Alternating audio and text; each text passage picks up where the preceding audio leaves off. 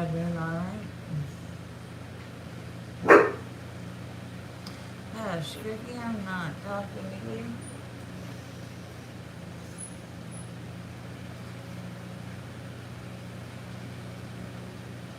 Hey Lisa, how are you?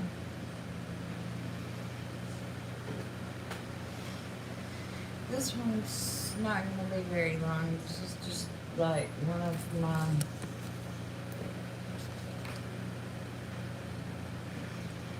thoughts.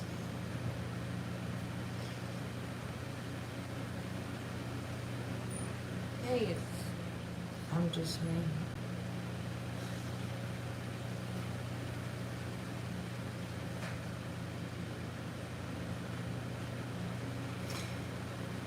And I was wondering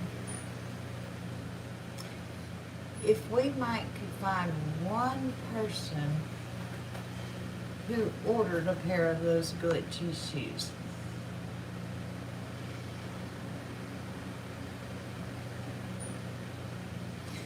I'm willing to bet that there was not one pair of them sold.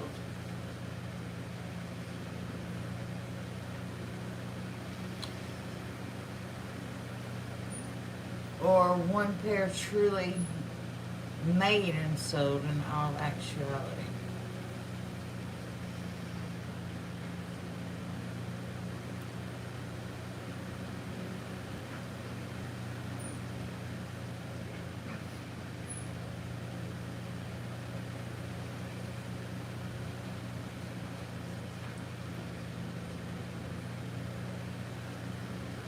I don't even think he bought himself a pair. I don't think that he could afford himself a pair. I think that he designed and he put them up for sale. And I think if somebody would have tried to order a pair, they probably would have come back out of stock.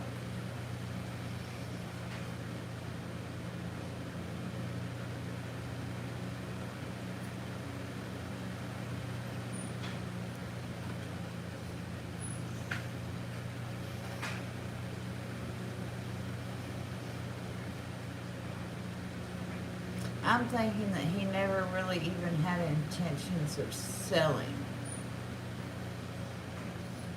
any of the shoes.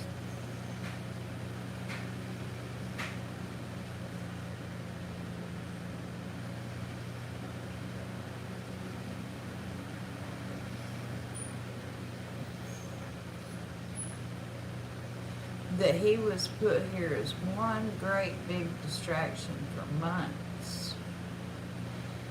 Because in all actuality, as long as he had not crossed the line and sold one item,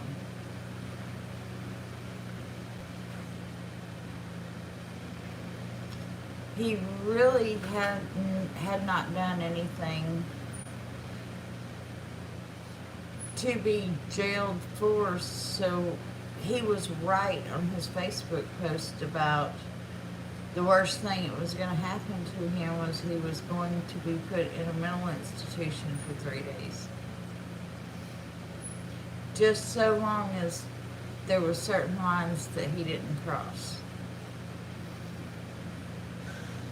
And I don't think he sold not one pair of shoes. I think I heard somebody say that Benny Keys got silly and tried to order like 100,000 pairs or something like that, and the order wouldn't go through. But what about just one single pair of shoes? Or one single book, or one single greeting card?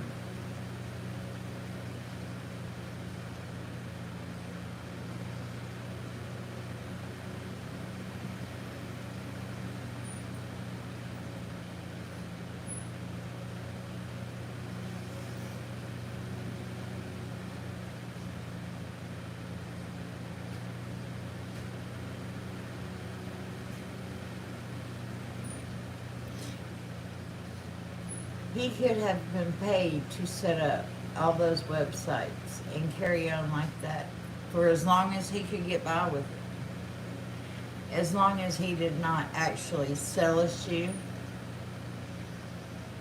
a book, or a card, or whatever.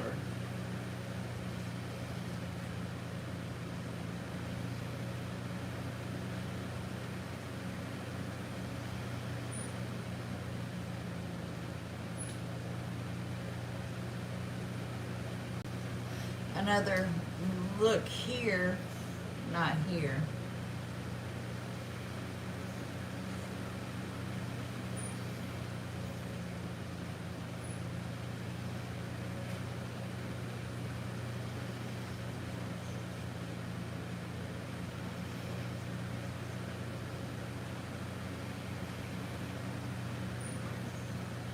And these are just things that I've been thinking about.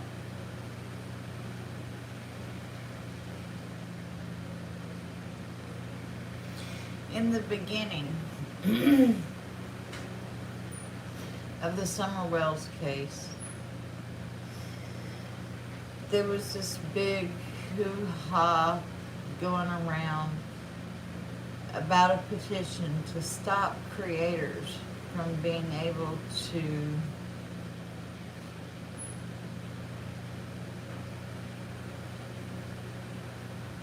say the parents were guilty, or what they called harass the parents, or exploit the child, when it wasn't really exploitation. But there was a bunch, and I've heard Tim Mullins, pop off in his little rants on his Facebook about, and maybe one day there will be a law that makes you people quit, or something to that effect. And if this Joe Flickstein or Joe Brown was to be caught, and he was like, oh no, I was doing it to bring awareness, so when I did get caught, I could show everybody what these YouTubers have actually done to missing kids cases for months. And he'd be like a front man for Tim Mullins. And this plays into Candace and Don's defense.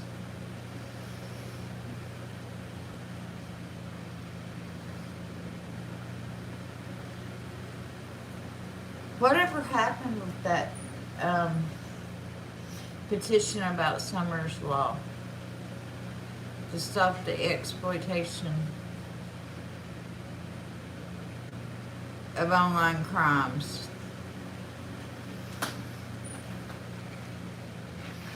That was against YouTubers and stuff.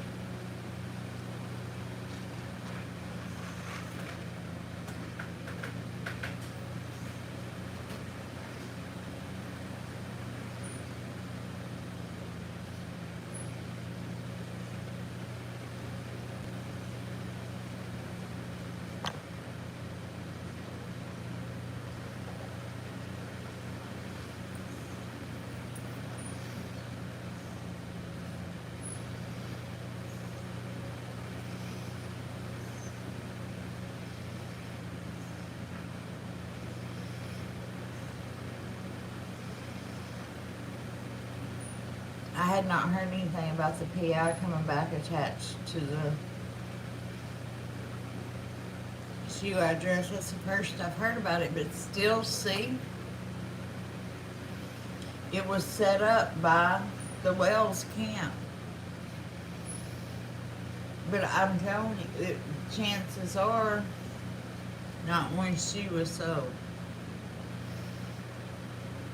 That it was put there because of this Summers law that they were trying to have passed.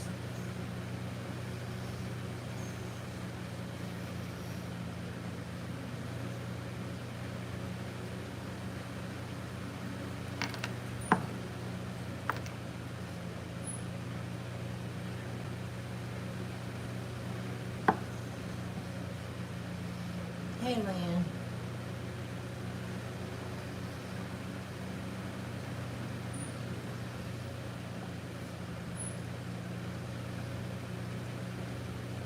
I think at one time I heard that petition had enough signatures on it, or they had just fell short of having enough signatures on it.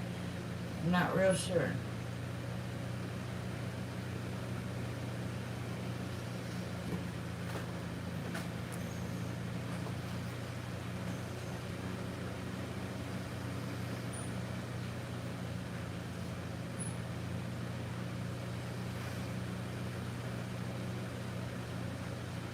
I would sure like to know who that was at.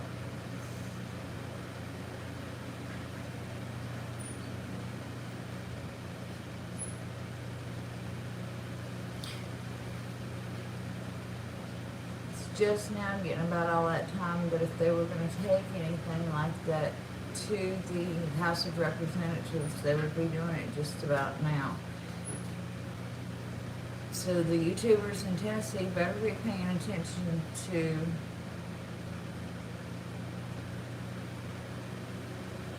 the bills that are being written. For freedom of speech online.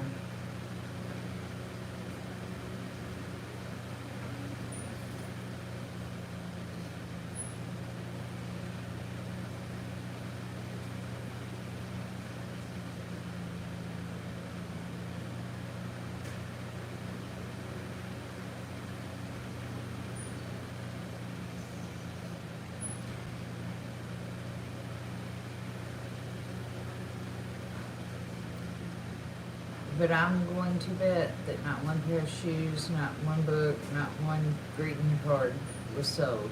I bet every time somebody tried to make an order, it would show up that it was out of stock.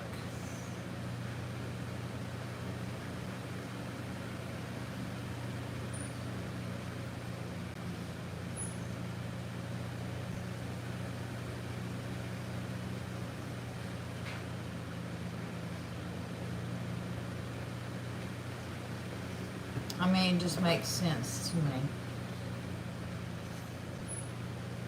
That's the difference in no jail and making a point, and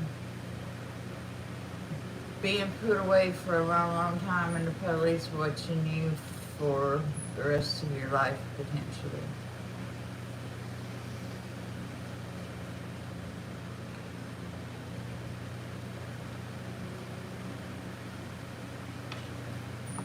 And it's not a coincidence that this guy talks religion all the time, and Don Wells talks religion all the time. And they both seem to have mental illness attached to them. Hey, Crystal.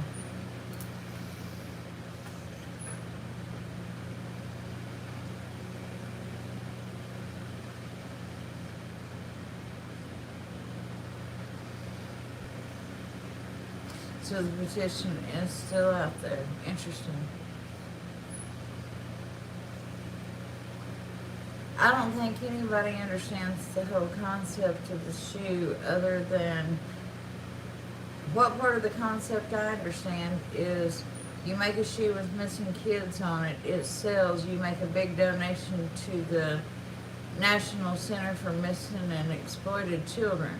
That's the big to do about it, and he's not making any sort of donations to National Center for Missing Children, but I don't think he sold the first shoe.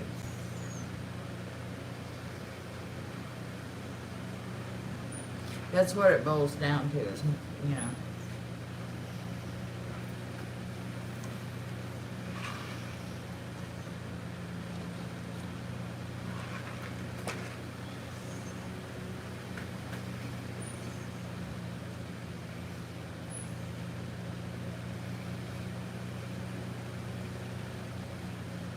And now that we found the guy, he writes all this and talks about religion and God and demons and all kinds of stuff, and how he's a sociopath, and it won't do us any good to call the police because he's mentally unstable.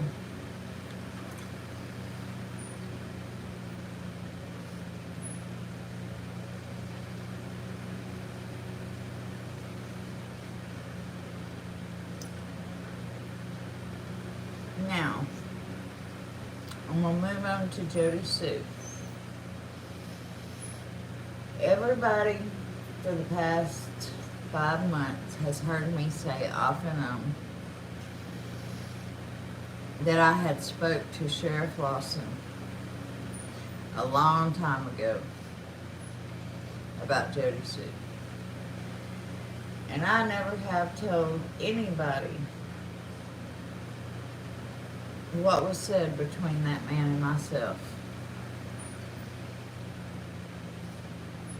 The day that I spoke to Mr. Lawson. The day that I spoke to him would have been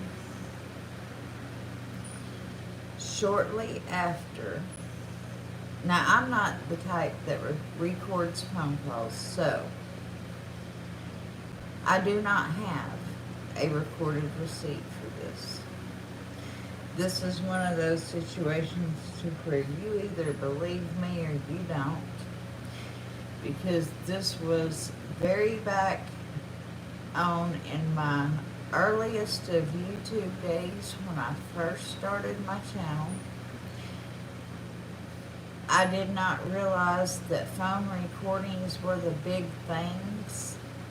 I thought that a phone call was between two people that trusted each other and had some sort of understanding that when you call one another that there is a mutual respect there, that one's not going to record the other without saying, hey, and by the way, I'm recording you. Okay, so let's just lay it out right there. I did not record the phone conversation. But jodiesue had done the marathon. The last night of the marathon, or within the last day of the marathon, she allowed her daughter to speak. She gave permission for her daughter to speak. And her daughter got on panel, and from the moment her daughter got on panel and started telling us about how and what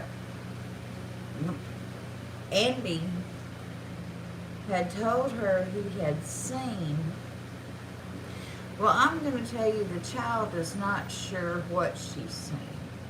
Because the whole time in the background, as she's trying to tell it, jodiesue is directing her and telling her what to say. Again, after she puts her on panel to tell her story, well then she tells her what to say. Well, the little girl finally says what Jody wants her to say. And then she was like, and then I guess he just went out on the road to be a reckless hazard and just handed Jody the phone back.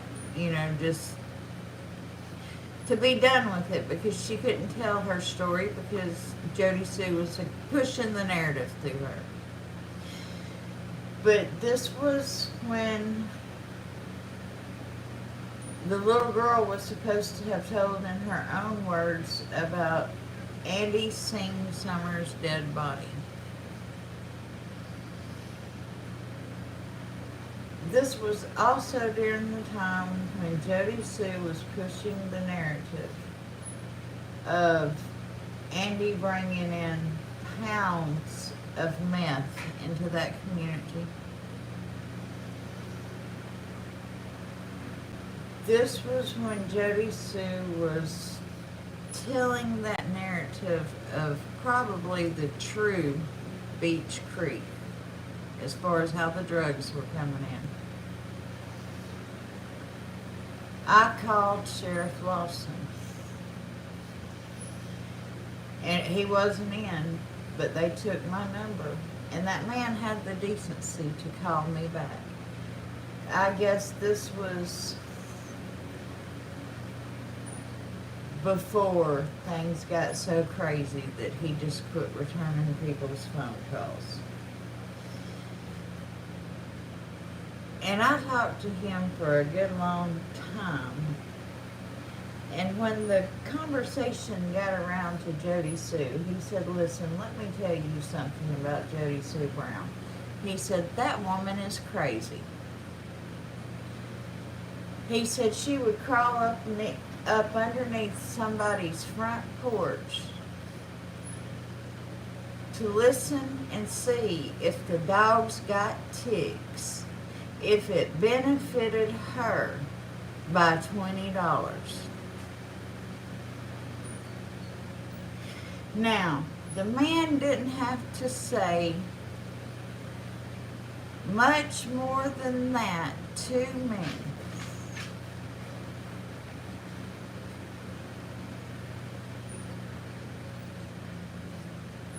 Than just that right there for me to know.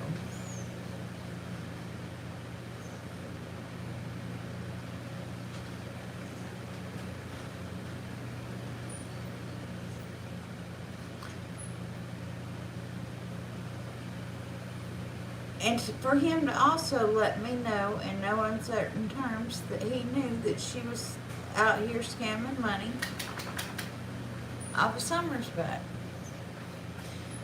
And he said that they have been over this story with her and been over this story with her and been over this story with her.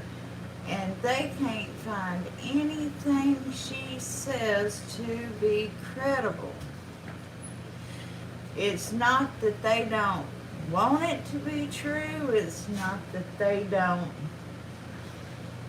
want to find the closure in some of the truth that some of the things that she's telling. Is that they cannot find any truth there.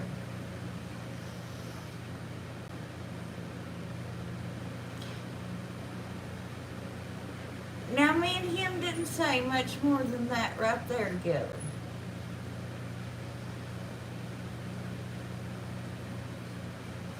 I sent him the links that I had.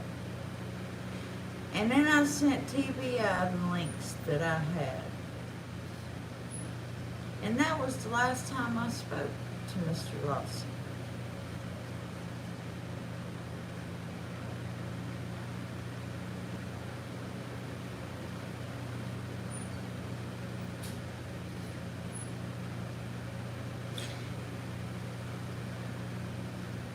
That's why I have such a hard time believing anything that jodiesue says.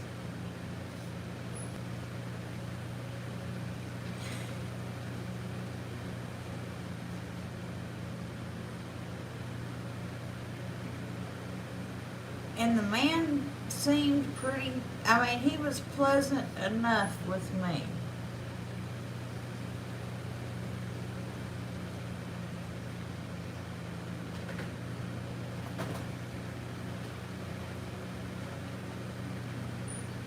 And she is part of the reason why Summer hadn't been found yet. She's over there pushing so many narratives and changing the narratives. And good grief, the day that they brought the dogs, instead of taking and putting up her big fighting ass mastiff, she brings the dog out to the road where the scent dogs are trying to smell, and she is allowing her dog to try and fight the scent dogs. That right there tells you she needs somebody to just really remother her.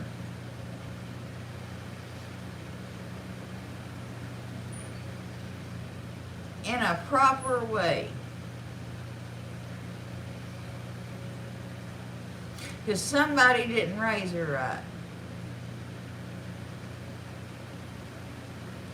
If she cared anything about Summer being found that day, she would have took those dogs and chained them up where they belong, took them in the house, took them and put them in her vehicle. That day.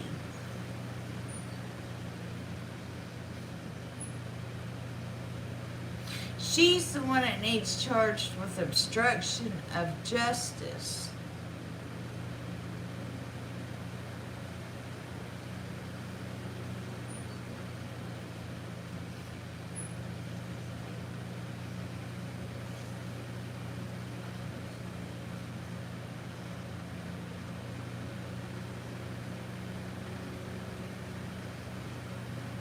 She needs her ass thrown in jail.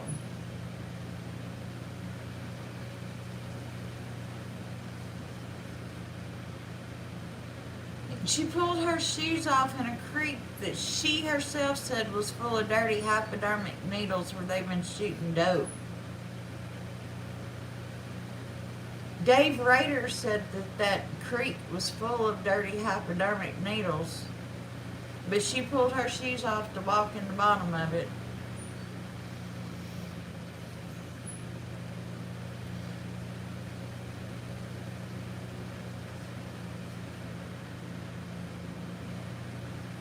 Her and Candace need their asses thrown in jail. Now, I don't know anything about her baby man's son, but what I do know is if his mama sent him over there to listen in on the Wells and their company so she could try to find out something to take back to the police department to cash in on that reward, she would. She would send him over there to hide up underneath the front porch until he heard something. I wouldn't doubt that she sent him over there to see if he could overheard something.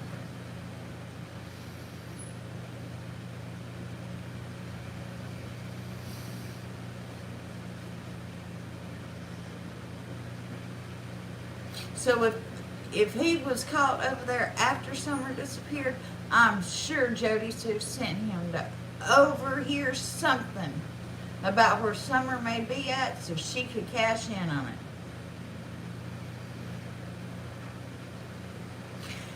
And if the alarm went off, that tells you that that was after Summer disappeared that time, because they had set alarms out there. But the reason they set alarms out there was because there was people creeping around beforehand.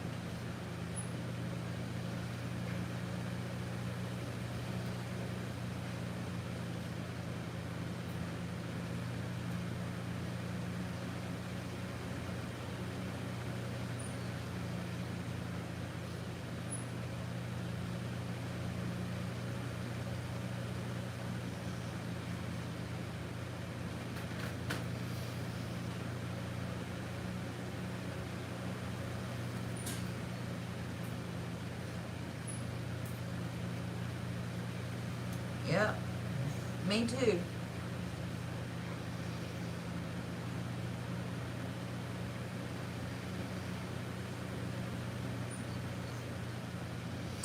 And believe me, they know. They know.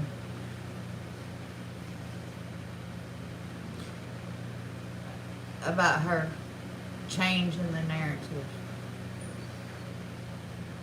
They know about her 3 and 4 and 5 day escapades on YouTube without any sleep.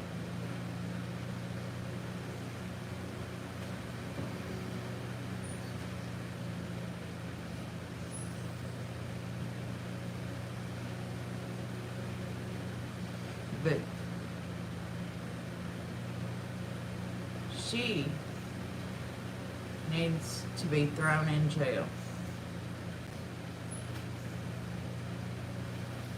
Do without her whiskey and her Xanax for a while.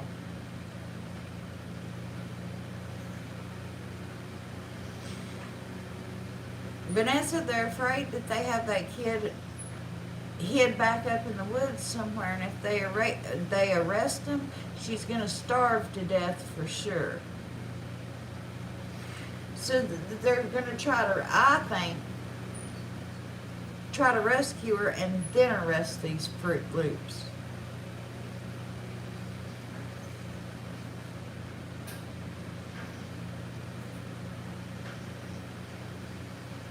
How many times has she went off because of Candace crying? That other than her son, the only other time we've seen her cry like that is because of Candace and Candace getting hit. And how she's going to go kill Don for putting his hands on Candace. And she's going to go do this to Don because of Candace.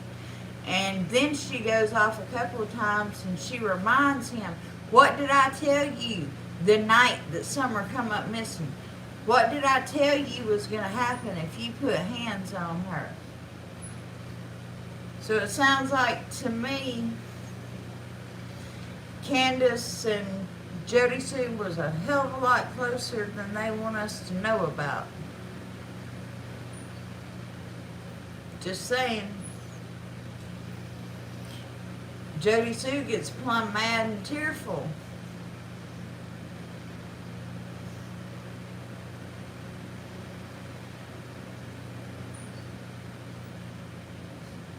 So if they was gonna take Summer from Candace, would jodiesue not get all irate and help Candace stash that kid?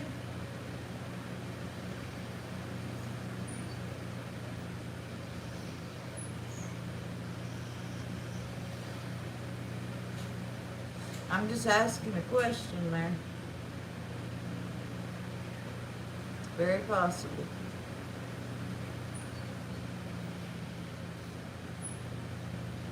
Well, that water's boiling, and I'm not going to be letting up anytime soon.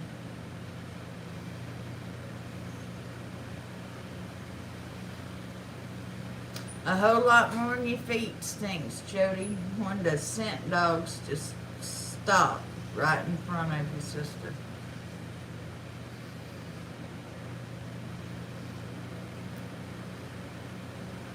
They smelling all that fungus.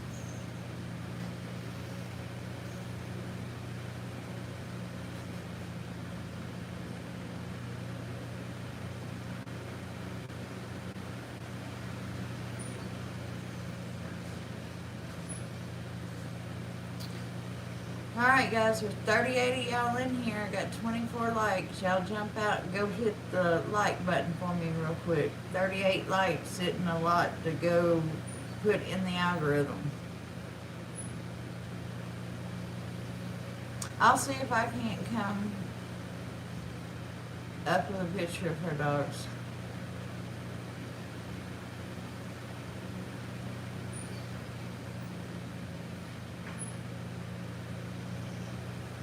Thank you so much, Miss Darlene. I appreciate that.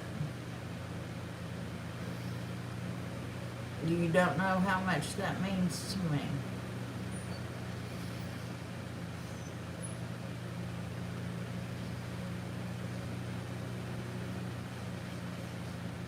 Thank you, everybody.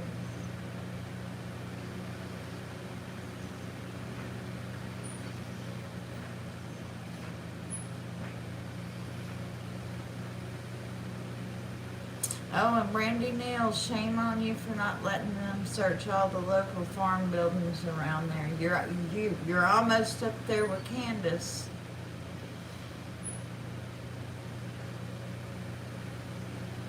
Another few days, y'all be running neck to neck.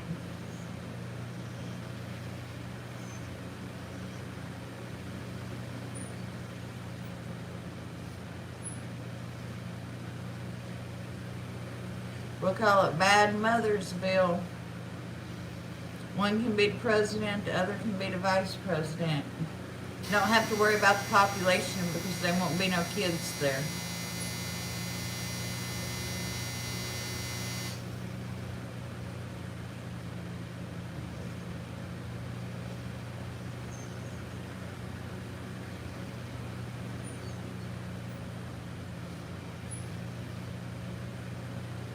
I think some of the farm buildings actually belong to her.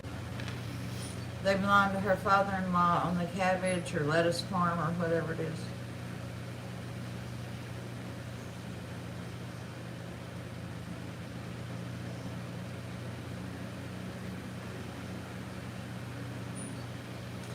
Like I said, they're running neck and neck. One can be mayor and vice mayor there in Bad Mothersville. Don't have to worry about the population because there won't be no children there.